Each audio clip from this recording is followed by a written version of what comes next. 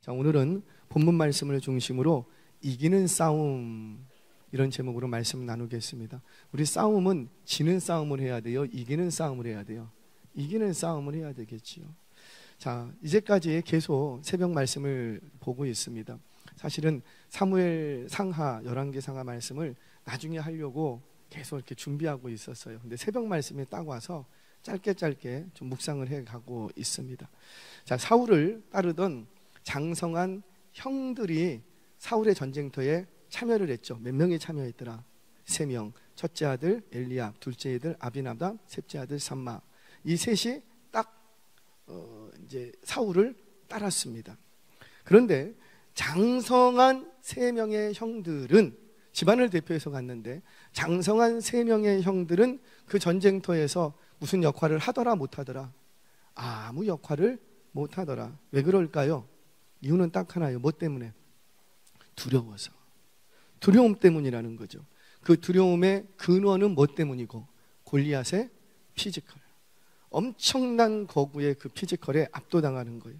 성경은 계속해서 반복적으로 우리에게 자꾸만 이 사무엘 상하를 통해서 말씀하시는 내용이 뭐냐면, 제발 너희들 사람을 외모로 보지 말라. 제발 눈에 보이는 대로 보지 말라라는 거예요. 그런데 사울을 비롯한 사울의 군대는 어땠어요? 그 거대한 골리앗의 피지컬, 그 골리앗이 눈에 보이는 그 눈에 보이는 것 때문에 그냥 싸워보지도 않고 뭐 뒷조사도 안 해보고 한번 어떻게 좀 저게 크니까 저의 약점이 뭘까 좀 찾아볼 요령이라도 피워야 되는데 그것도 없이 그저 그 거대한 체구 앞에 압도당합니다. 그리고는 두려움에 딱 붙들리는 거예요. 여러분, 이 두려움은 그들로 하여금 아무 일도 하지 못하게 했어요. 엘리압이요, 꽤 괜찮은 인물이었다고요. 사울과 버금갈 만큼 꽤 대단한 인물이었어요. 그럼에도 불구하고 엘리압은 아무 일도 하지 않습니다. 못하고 있는 거예요. 뭐 때문에? 뭐에 묶여버리니까. 그렇죠. 두려움에 묶이니까. 그래서 여러분, 문제는 뭐냐면 내 앞에 있는 거대한 체구의 골리앗이 문제가 아니라 진짜 문제는 뭐예요? 그 골리앗을 보고 내 안에서 일어나는 두려움이 문제라는 거죠. 딱 보고 할까짓 거 한번 해보지 라고 하면 덤벼들 수 있어요. 뭔가를 할 수 있어요. 시도라도 해보지요. 돌파구라도 찾지요. 이번에 한번 싸워서 패배했으면 그걸 교훈 삼아서 다시 또 싸울 수 있어요. 그런데 문제는 뭐냐면 골리앗의 대단한 피지컬에 딱 보는 순간 그냥 내 안에서 일어나는 뭐 때문에? 두려움 때문에 아무 생각이 없어. 아이고, 너무 무서워. 그래서 문제라는 건 뭐냐면 내 앞에 있는 골리앗이 나를 망하게 하는 것이 아니라 그 골리앗을 보고 일어나는 두려움이 나를 망하게 합니다. 그럼 뭐만 해결하면 될까요? 그렇죠. 골리앗을 해결하는 게 아니라 뭐부터 해결하면 되고? 두려움을 해결하면 되는 거예요. 두려움을 해결하는 방식은 뭐라? 보이지 않는 하나님을 믿을 때 하나님이 너와 함께 하시리라. 다윗은 그랬잖아요. 그래서 두려움은 불신앙의 대표적인 모습이 됩니다. 반대로 엄청난 피지컬의 골리앗이 왜 다윗과 같은 소년에게 그렇게 그냥 한 번에 무너지는가? 왜 그래요? 골리앗이 싸울 줄 몰라서 그래요? 아니에요. 골리앗도 뭐에 무너진 거예요? 보는 것. 다윗이 소년이야. 너무 작은 체구야. 그러니까 이렇게 봤어요. 보고는 어떤 마음이 들고? 업신여겼다. 그 업신여기는 것 때문에 한 방에 끝나버립니다.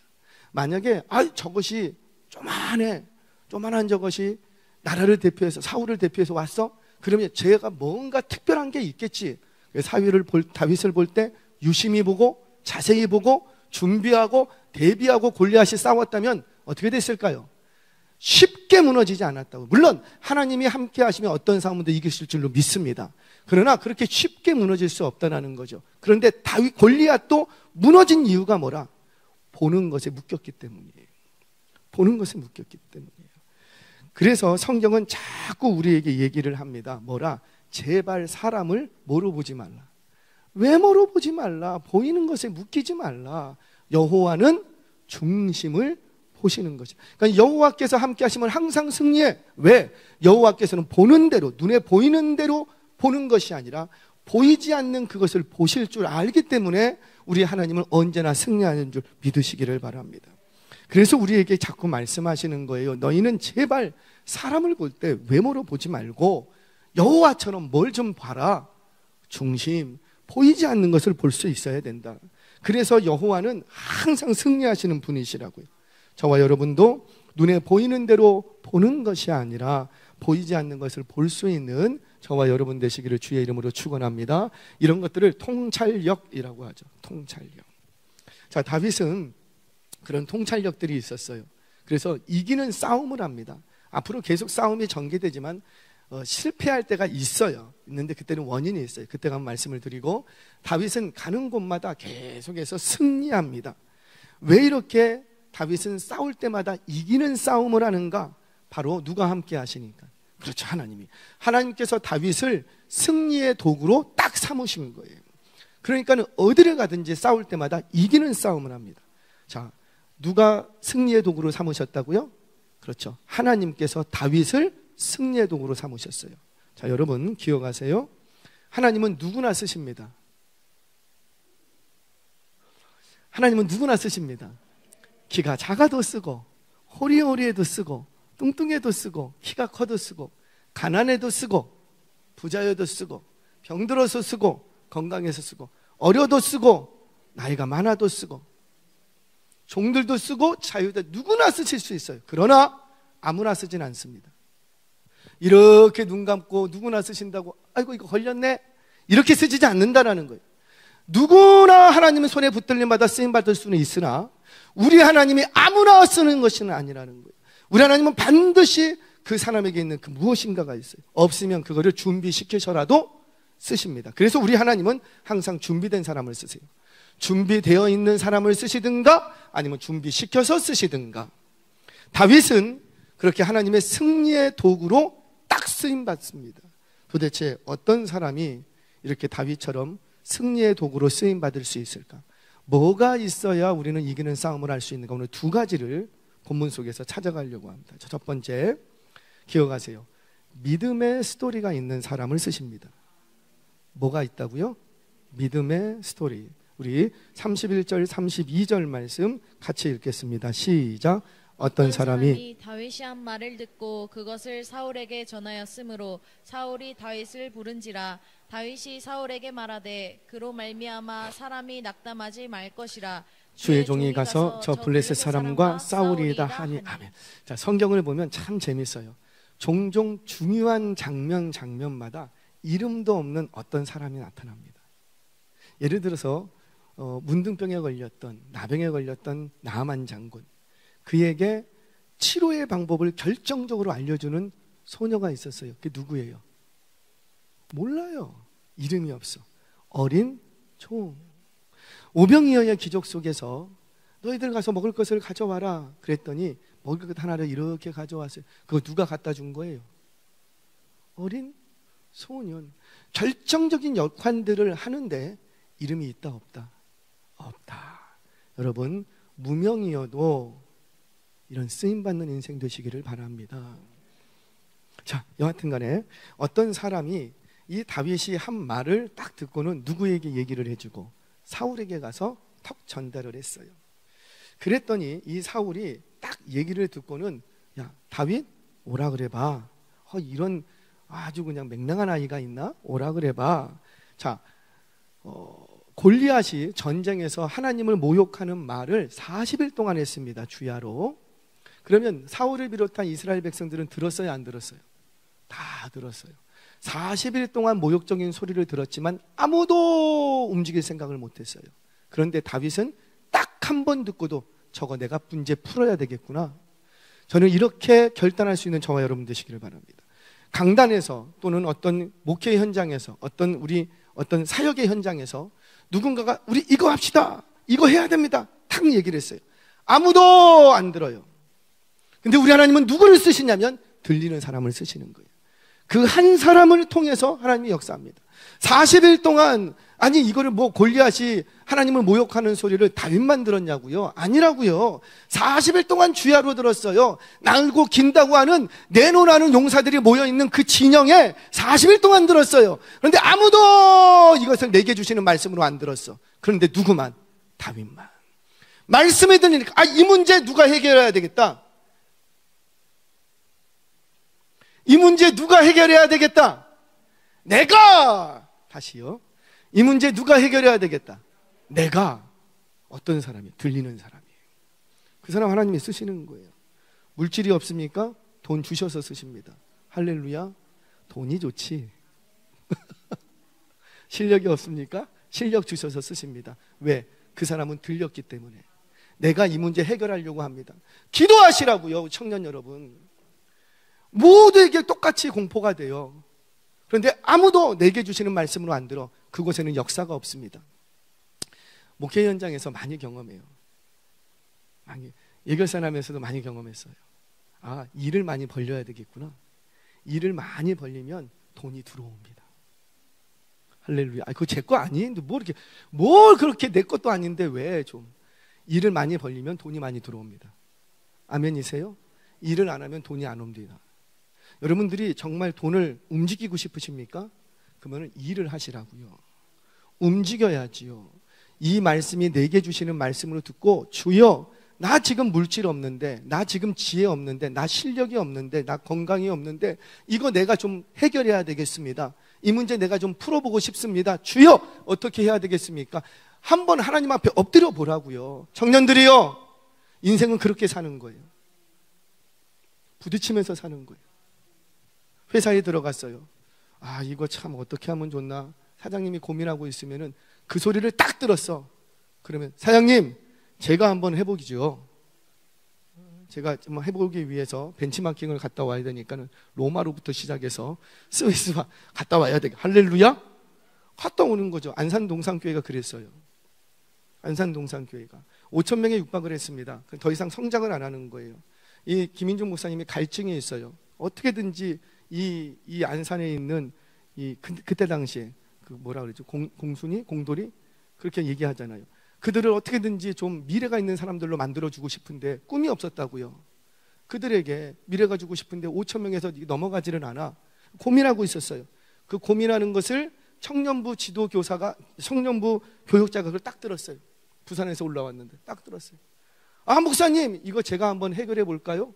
어떻게? 셀이라는 게 있는데 그걸 한번 해보면 어떨까요? 그럼 어떻게 해야 되는데? 저도 잘 몰라서 배우러 갔다 와야 되겠습니다. 그래서 싱가포르로 해갖고 대만으로 해갖고 세계적으로 셀을 잘한다는 것을 한 달 동안 배치만. 할렐루야! 언제 가보겠냐고. 한 달 동안을 갔어요. 열 몇 명이 쫙 되면서 교회들을 다 탐방했어요. 그리고는 배치맨킹을 해서 가지고 와서 결과물을 딱 내놨어요. 목사님 이렇게 하면 좋을 것 같습니다. 그래? 그러면 청년부부터 시범적으로 해봐.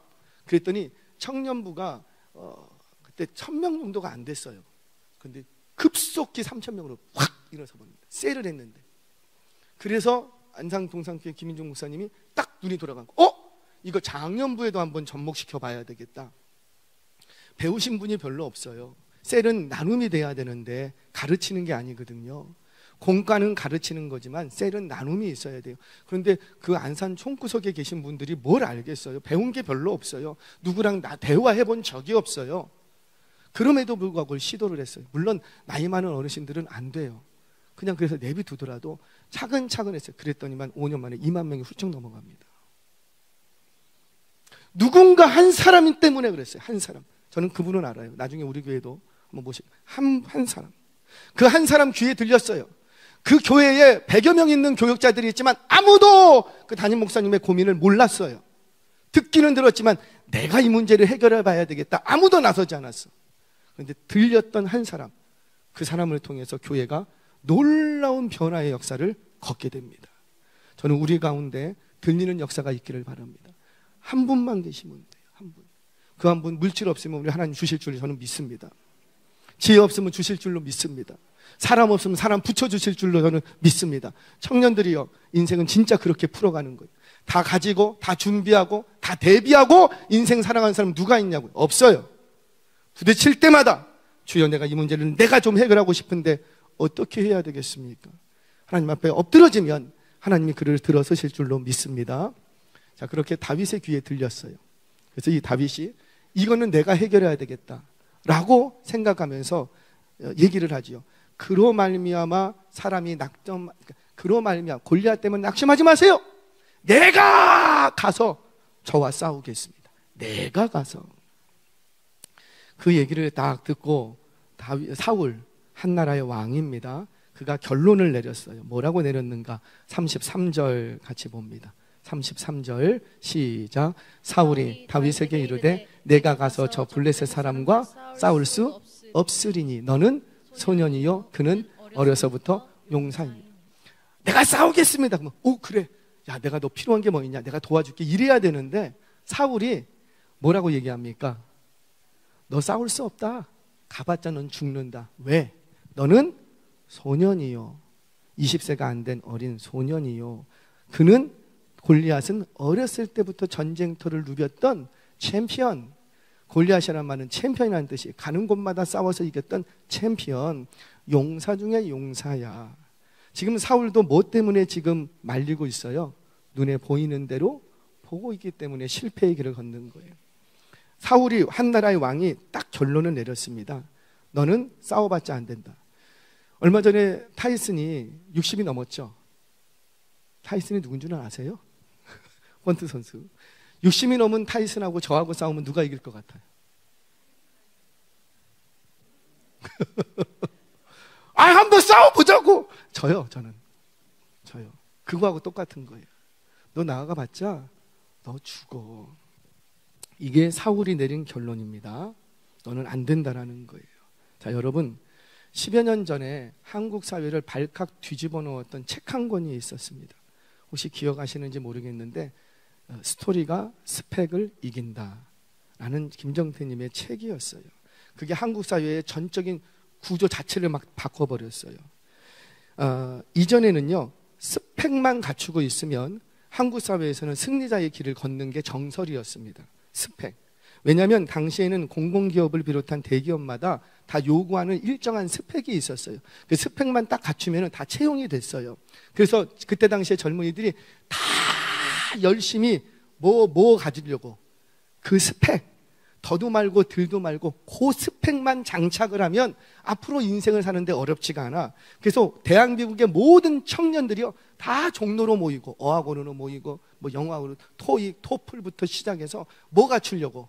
스펙. 저 대학에 반드시 들어가야 돼. 저 대학만 졸업하면 그냥 승승장구 라인을 탈 수가 있어. 그러니까 스펙만 갖추면 한국 사회에서 승리자의 길을 걷는데 어렵지가 않았어요.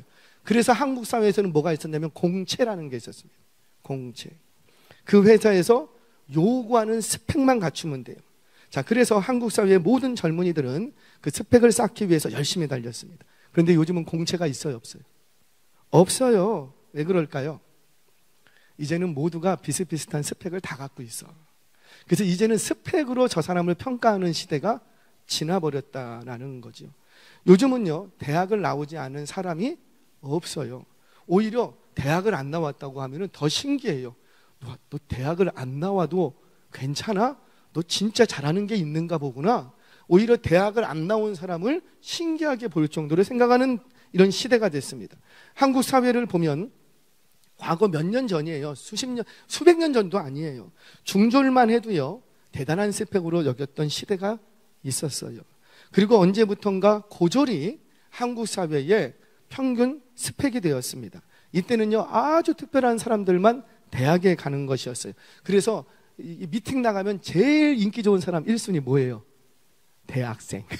대학생은 어디만 가도 다 통과될 정도로 그만큼 대학생이라는 것, 대학이라는 게 인기가 너무 좋았습니다.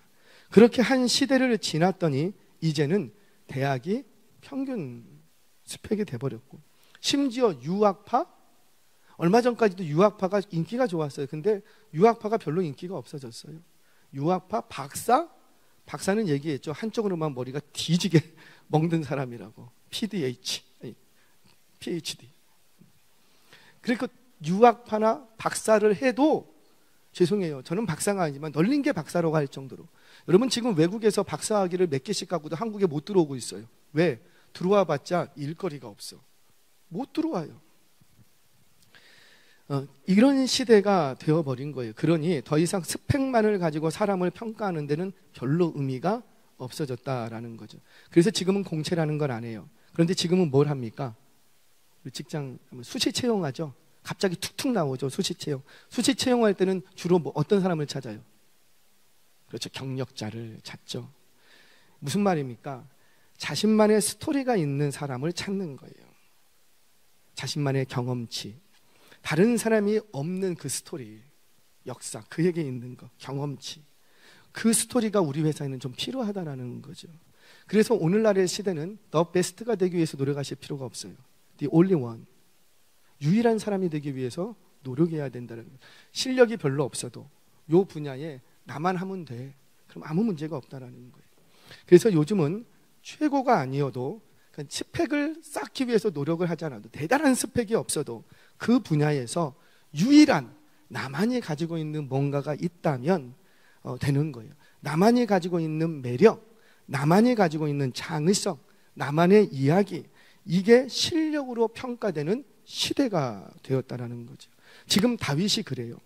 스펙으로 보면 골리앗 앞에 나와서 싸울 수가 있다 없다? 없다. 스펙으로 안 돼. 사울이 딱 정리해 줬잖아요. 너는 안 된다. 그런데 이 사울의 마음을 뒤집어 버립니다. 뭘로? 다윗의 스토리.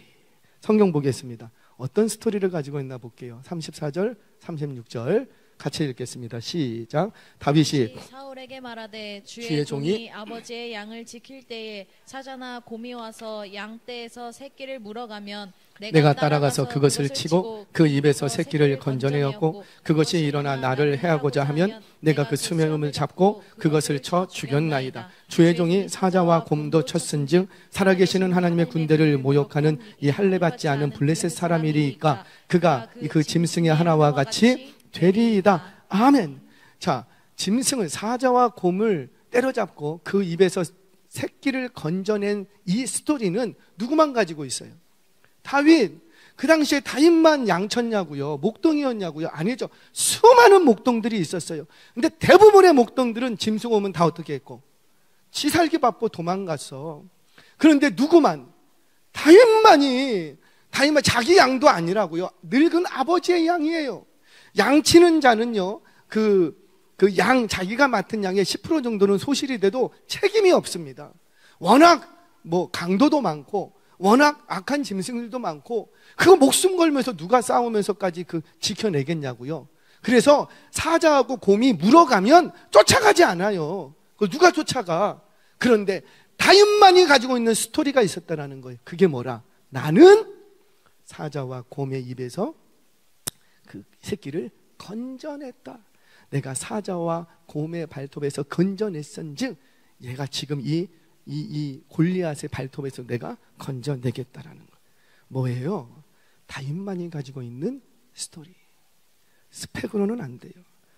아버지의 양을 칠 때 가지고 있었던 그 경험치.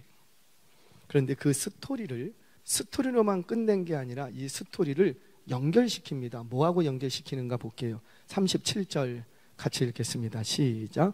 또 다윗이 이르되 여호와께서 나를 사자의 발톱과 곰의 발톱에서 건져내셨은즉 나를 이 블레셋 사람의 손에서도 건져내시리이다. 사울이 다윗에게 이르되 가라, 여호와께서 너와 함께 계시기를 원하노라. 원하노라 이 말은 함께 하신다 이 뜻이에요. 와, 사울이 바뀌었어요. 뭐만 듣고? 다윗의 스토리. 근데 그 스토리가 뭐하고 연결됩니까? 여호와 하나님이 함께 하시는 사건으로 연결되더라는 거예요. 이게 바로 믿음의 스토리입니다. 이 스토리를 듣고 그래 너 가라, 사울이 허락을 해주죠. 그러면 질문해 보자고요. 우리 청년들 여기 계셔야 돼. 우리 학생도 있는데 저와 여러분들, 우리 장년부들, 과연 저와 여러분도 다윗처럼 사울 앞에서 사울을 설득시킬 만한 믿음의 스토리가 있습니까?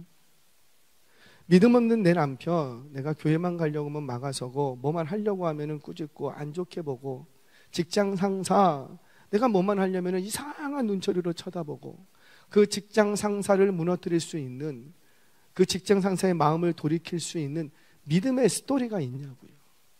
그 믿음의 스토리가 나를 승리의 자리로 이끌어간다는 거예요. 아멘이세요? 없다면 지금이라도 믿음의 스토리를 많이 만들어 가시기를 바랍니다. 우리 청년들, 저하고 한번 일 좀 벌여보자고요. 언제 해보겠냐고요. 할렐루야. 임원들이요? 언제 해보겠냐고요. 한 번쯤은 해봐야지. 뭐예요? 우리의 인생 속에 그 한 번의 스토리만 있으면, 그 한 번의 믿음의 스토리가 삶을 살아가면서 여러 가지 골리앗과 같은 역경 앞에서 나를 승리의 길로 인도하는 힘이 된다는 거예요. 저와 여러분들 믿음의 스토리를 많이 만들어 가시기를 바랍니다. 그러려면 사건들마다 믿음을 사용하셔야 돼요. 바로 그 믿음의 스토리가 골리앗과 같은 거대한 문제 앞에서 승리로 이끌어가는, 이기는 싸움을 하게 하는 승리의 도구가 될 줄 믿으시기를 바랍니다. 자, 첫 번째, 믿음의 스토리가 있어야 된다. 자, 두 번째, 이거 중요해요. 익숙한 것으로 승부하라는 거예요. 뭘로 승부하라고요? 익숙한 것. 여러분, 우리 청년들 질문해 볼게요. 좋아하는 거 하면서 살고 싶어요? 아니면 잘하는 거 하면서 살고 싶어요? 내가 지금 익숙하게 하는 그거 가지고 세상을 살고 싶어요? 아니면 하고 싶은 거 하면서 살고 싶어요? 하고 싶은 거 하면서 살고 싶어요? 그러려면 지금부터 익숙한 것에 몰입하십시오. 익숙한 걸 잘해야 나중에 하고 싶은 걸 하면서 살 수 있습니다. 그런데 하고 싶은 것을 그때 가서 지금 하기 시작하면, 하고 싶은 걸 지금 하면 내가 지금 익숙하게 해야 될 것들을 등한시하고 하고 싶은 것을 지금 하면 나중에 하고 싶은 것을 하지 못하면서 살게 됩니다. 잘 들으셔야 돼요. 그래서 내가 앞으로 나중도 오래된 게 아니잖아요. 40년, 50세가 돼서 정말 돈도 있고 여유가 있을 때 하고 싶은 것을 하면서 사는 인생이 되고 싶으면 지금 익숙하게 해야 될 그것을 익숙하게 하셔야 돼요. 이게 무슨 말인지 참 못 알아듣는 거. 공부하는 학생이면 뭘 익숙하게 해야 돼요? 운동하는 학생이면 운동. 돈 버는 직장인이면 돈이 버는 게 나쁜 게 아니잖아요. 돈 벌려고 일터 주셨잖아요. 여러분, 내가 있는 자리가, 물론 학생인데 돈 벌려고 다니면 돼요, 안 돼요? 그거는 아닌 거예요. 익숙해야 될 것들을 지금 안 하고 있는, 하고 싶은 거가 돈이야. 그래서 그거 하면서 살면 나중에 거렁뱅이 인생이 될 수 있다는 거죠. 그래서 내가 지금 이 상황에서 크든지 작든지 익숙하게 해야 될 그것이 내게 딱 주어졌으면 그 업무나 그 일이 아무리 내 마음에 안 들어도 익숙하게 하시기 바랍니다. 그렇게 익숙하게 하고 나면 그 다음에는 하고 싶은 일을 하면서 살 수가 있는 거예요. 자, 우리 성경 보겠습니다. 38절, 39절 같이 읽겠습니다. 시작. 이에 사울이 자기 갑봉복을 다윗에게 입히고 노투구를 그의 머리에 씌우고 또 그에게 갑옷을 입히매 다윗이 칼을 군복 위에 차고는 익숙하지 못하므로 시험적으로 걸어보다가 사울에게 말하되 익숙하지 못하니 이것을 입고 가지 못하겠나이다 하고 곧 벗고. 아멘. 사울은 다윗의 스토리를 딱 듣고 설득을 당했어요. 그리고는 너 여호와가 함께 하시는 사람이구나 딱 인정을 해줬습니다. 그리고는 뭘 지어주는 거예요?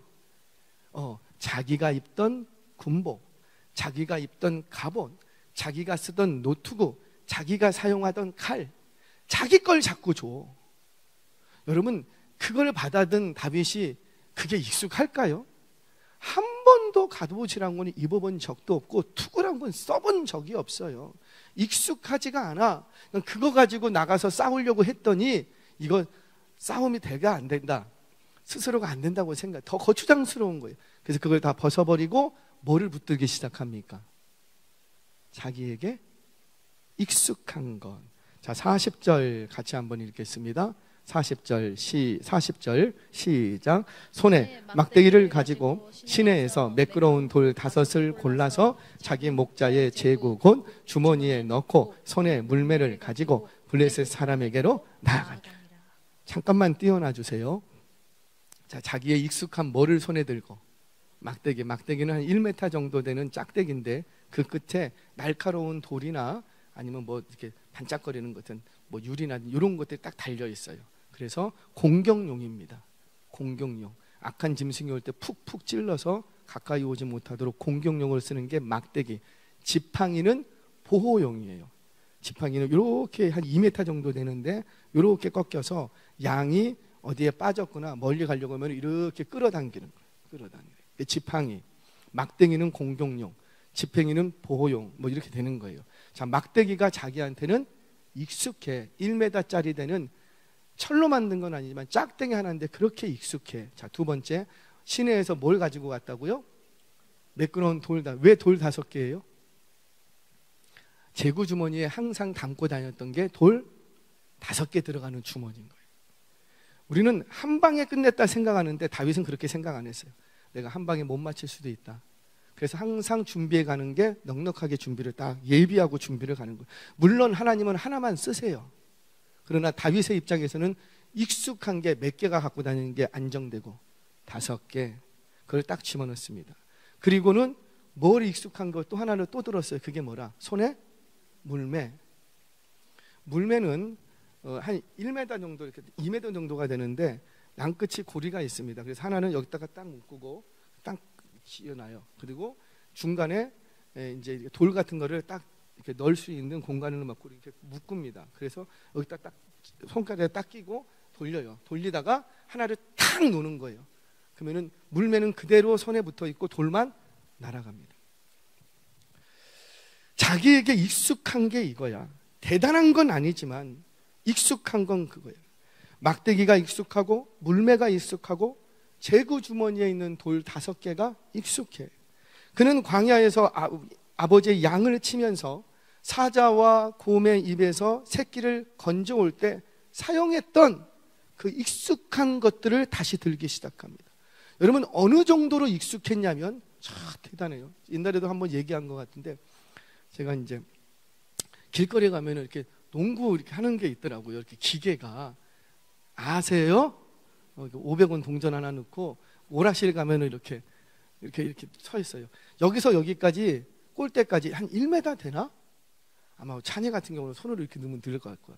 1m 돼. 그래갖고 야 내가 잘 넣는다. 넣는데 세상에 20개 던지는데 하나가 들어가. 시험 들 뻔했어요. 제가 깜짝 놀랐어요. 아 내가 운동을 못하는구나. 이 정도로 못하는구나. 이게 아니 나도 서 있고 골대도 서 있고 거기다가 넣는 거예요. 근데 그게 그렇게 어렵냐고요. 어려워요. 해보세요. 자 그런데 왜 저한테는 어렵죠? 그게 안 해봤어요. 저는 오직 말씀과 기도로 할렐루야. 익숙하지가 않은 거예요. 자 그런데 보세요. 골리앗이 뜁니다. 나도 뜁니다. 한 손으로는 돌리면서 뛰면서 제구 주머니에서 돌을 하나 끼고 그리고는 누구만 노려보고 골리앗만 어디만 노려보고 맞방 아무데나 맞아라 하고 던진 게 아니라고요. 성경을 보면 이마를 향해서 정통을 던집니다. 여러분 이마를 보고 던졌다고 다 거기 머지라는 법이 없잖아요. 맞게 하시는 분은 누구고? 하나님. 한 방에 보내시는 분은 누구고? 하나님. 만약에 한 방에 안 끝났으면 또 돌을 준비해서 던졌을 거예요. 자 그런데 골리앗도 뛰고 나도 뛰고 거리가 있을 거 아니에요. 한 손으로는 돌리고 그리고 던졌는데 정확하게 거기 맞죠. 이게 우연이 된 건가요? 아니죠. 평소에 어떻게 한 거예요? 그렇죠. 항상 연습한 거예요. 다른 목동들은 무료한 날 양을 치는 때는 힘이 안 들어요. 냅두면 돼. 양 때는 냅두면 돼. 그런데 냅두니 뭐 자기가 할 일이 뭐가 있어요. 그래서 목동들은요 할 일 없는 사람들이 하는 거예요. 하루 종일 그냥 잠만 자면 되는 거예요. 그리고 하루 3번 숫자만 세면 돼요. 그게 목동의 할 일이에요. 그런데 그 무료한 시간을 다윗은 무료하게 보내지 않았다는 거죠. 항상 뭐 한 거예요? 물매 연습을 한 거예요. 물매 연습. 그래서 사자와 곰이 저기서 달려오면은 딱 딱 맞출 수 있어요. 여러분 얼마나 이걸 돌려서 던졌을까요? 여기가 다 쓸려서요, 껍질이 몇 번 까졌을 거예요. 왜 다윗이 이렇게 연습하죠? 나중에 골리앗 때려잡을 연습하는 거예요? 아니에요. 그의 인생 계획에는 골리앗이 없어요. 다만 오늘 하루 내게 맡겨진 일, 이 일을 익숙하게 했을 뿐이에요. 여러분 우리가 업무를 맡기면 직장에서 똑같은 일을 해도요, 어떤 사람은 잘하는 사람이 있고 어떤 사람은 못하는 사람이 있어요. 왜 그래요? 열심히 하면, 자주 하면, 많이 하면, 머리 쓰면 잘하는 거예요. 근데 이랬다고 안 하고 저런 데도 안 하고 요렇게도 안 하면 시간이 가도 그 사람은 그 수준에서 끝나는 거예요. 여러분 다윗이 수금을 탑니다. 그래서 왕궁에 얼마나 연주를 잘하는지 연주하면 디리리 했더니 사울에게 임했던 악령이 떠나고 상쾌해지는 거예요. 제가 피아노를 배웠으나 어렵더라고요. 나이 들어서 하려고 하니까 진짜. 근데 한번 또 해보고 싶어요. 왜 남자들의 로망이 있거든요. 피아노 치면서 찬양하는 거 막 로망이 있는데 해보고 싶더라고요. 뭐 이렇게 비웃어요. 해보고 싶어. 그래서 배웠어요. 3개월인가 배웠는데 나는 안 되겠구나. 살못이 내려놨어요. 여러분 얼만큼이나 해야, 음악 대학을 나왔습니까? 아니면 무슨 레슨을 받았습니까? 다윗이 왜 그렇게 수금을 잘 탔죠? 나중에 내가 열심히 해서 사울 왕궁의 궁중악사로 들어가야 되겠다, 그래서 열심히 했죠? 아니에요.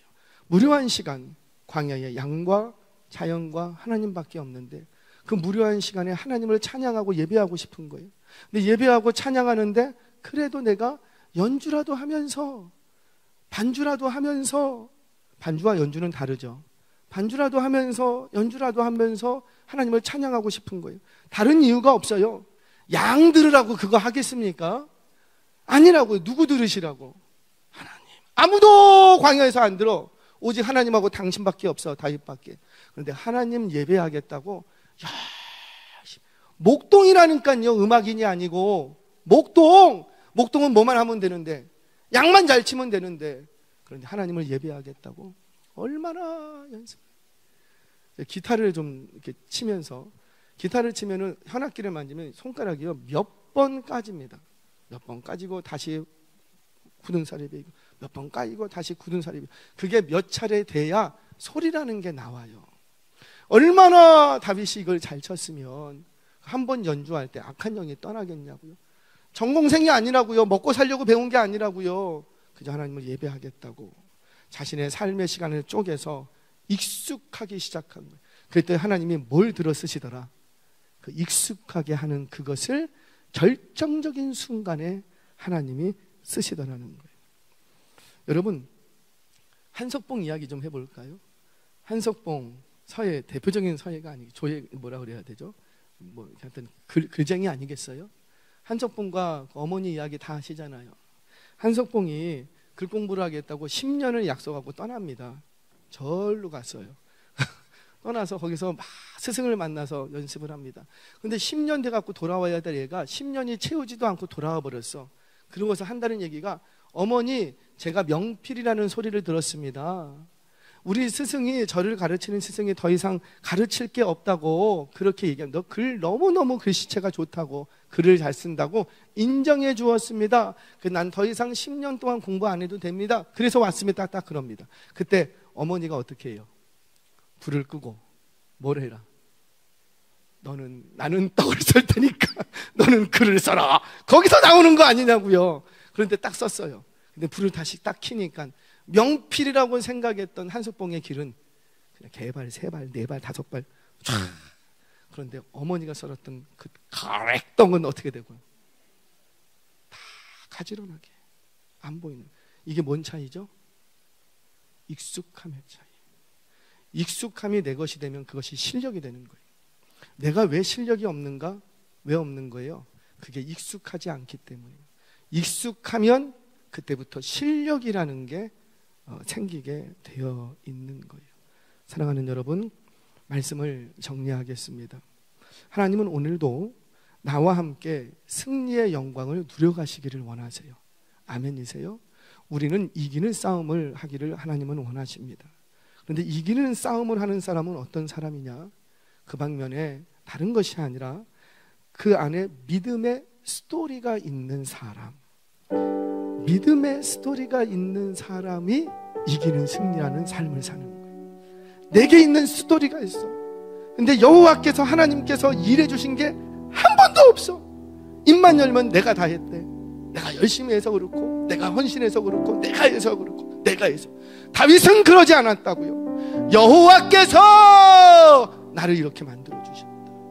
모든 자신의 인생 스토리, 이야기를 누구와 결부시키냐면 여호와, 믿음의 스토리가 있었다는 거죠. 또 하나는 뭐예요? 익숙한 그것. 미소라도 익숙하게 해보시라. 왜 그냥 항상 익숙해? 이게 인상 쓰고 있는 게 익숙해. 죄송해요. 뭐 웃으면 복이 와요? 인상 쓰고 있으면은요, 오던 복도 달아가겠어. 웃기라도 하시라고요. 웃기라도. 웃음이라도, 미소가 아름다워도요, 인생 바뀝니다. 할렐루야. 거짓말이에요? 인상만 바뀌어도요, 웃기라도 하고 사람이 인상만 바뀌어도 그 인생이 바뀌더라니까요. 뭐가 익숙하십니까? 노래하는 사람은 노래하는 게 익숙해야 돼. 그 자리가 부담되면 안 돼. 연주하는 사람은 그게 익숙해야 돼요. 그래야지 성령께서 자유롭게 역사합니다. 일하시는 청소도 익숙해야 돼. 청소를 다 해놨는데 걸레를 딱 올려놓고 갔어요. 그럼 청소 다 한 거예요? 안 한 거예요? 안 한 거예요. 한번 이 얘기하죠. 강단 청소해 주시는 게 너무너무 감사합니다. 근데 청소를 해주시고 원상복귀를 해주셔야 돼요. 청소는 해놨으나 원상복귀는 안 해놨어요. 마이크 대가리는 저쪽에 가 있고, 뭐 하나 올려져 있고, 종은 삐뚤어져 있고. 죄송해요. 그건 청소 안 한 거예요. 그러니까 우리가 왜 그렇게 하냐면 이게 익숙하지가 않은 거예요. 익숙한 사람은요, 의도적으로 하지 않아도 익숙하면 그냥 촥촥촥촥 이게 됩니다. 우리 지금 교육자들하고 계속 훈련하는 게 뭔 줄 알아요? 뭐 하라 그래요? 루틴. 그 루틴이 나에게 익숙해지도록 훈련을 해라. 예배 집례의 자리가 나에게 익숙한 자리가 되려면 루틴대로 해야 돼요. 루틴대로 하는 게 내 몸에 딱 장착이 되면 그때부터 자유로운 게 나옵니다. 창의적인 게 나옵니다. 뭐 루틴도 없고 나한테 익숙한 게 없는데 무슨 창의적인 게 나오겠어요? 없어요. 기도의 자리가 익숙해야 되고, 찬양의 자리가 익숙해야지, 성경 읽는 게 익숙해야지, 말씀 듣는 게 익숙해야지, 생각하는 게, 믿음의 생각을 하는 게 익숙해야지. 항상 생각하는 게 부정적인 생각, 안 된다는 생각, 그것도 습관이더라. 습관이 뭐예요? 생각이 반복되면 말이 되고, 말이 익숙해지면 행동을 낳고, 그 행동이 익숙해지면 그것을 습관이라고 합니다. 저 사람 원래 그래. 습관이다. 근데 습관이 익숙해지면 그것을 인격이라고 얘기를 합니다. 저와 여러분들은 뭘로 세상을 승리해 가시겠습니까? 여러분들에게 맡겨주신 거 뭐든지 괜찮아요. 나는 배추김치 담그는 게 너무너무 잘한다. 그건 나는 내가 익숙하다. 그걸로 사역하세요. 나는 밥 짓는 게 내가 손만 대면 너무너무 맛있는 밥이 나온다. 그걸로 사역하세요. 얼마나 많이 먹일 때가 많아요. 나는 운전대만 잡으면 정말 나는 잘할 수 있다. 그럼 그걸로 사역하시라고요. 왜 익숙한 게 있는데 왜 그걸 사용 안 하시냐라는 거지. 저와 여러분들, 앞으로의 여러 가지 골리앗과 같은 거대한 피지컬의 문제가 다가올 때 두려워하지 마시고 믿음의 스토리를 가지고 내게 주신 그 익숙한 것으로 싸워가시기를 바랍니다. 그렇게 할 때 여러분들의 전쟁터는 이기는 싸움이 항상 있을 줄로 믿습니다.